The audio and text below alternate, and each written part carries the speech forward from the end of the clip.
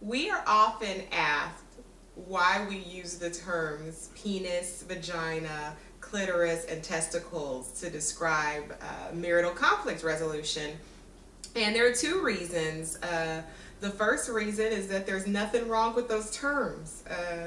Penis, vagina, clitoris, testicles. There's a Don Schrader quote in the book that says, to hear religious people talk, you would think that God made the head, the legs, the arms, the torso, but the devil slapped on the genitals. And it's just not the case.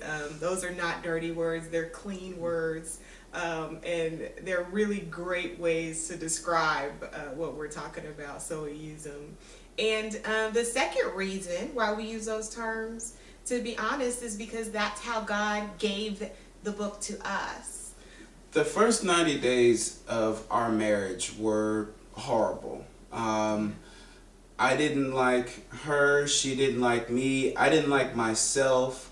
It seemed like when we got married that I turned into this different person, and despite all the conversations that we had about who we were going to be and what this marriage was going to be and how we weren't going to be like our parents and all the other horrible examples that we saw,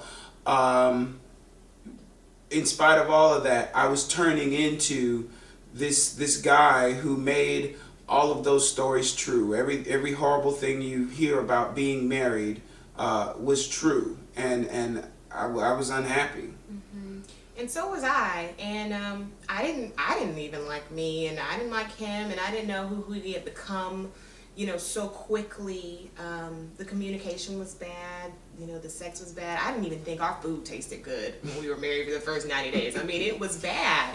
And it was scary for me because that's not what I had signed up for. I know that's not what he had signed up for. But we talk about this epiphany moment that we had in the book. And I had actually had a conversation with God. I took off from work and I sat on our living room floor and I prayed and I cried out to God, and I told God, after our negotiations, I had told God that I was going to give John 5 years of being his wife. And then after that, I was going to make sure I divorced him with enough time to spare so that I could be fine enough to get myself a new husband. And that was my plan.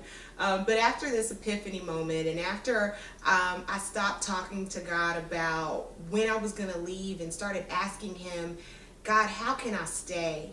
He said to me, almost audibly, Crystal, you've forgotten your clitoris, which I'd say anybody would say is a pretty strange thing to hear God say, but all through the Bible, he says lots of really strange things and gives lots of strange instructions. So from that instruction, I started doing research on, God, what did you mean I forgot my clitoris?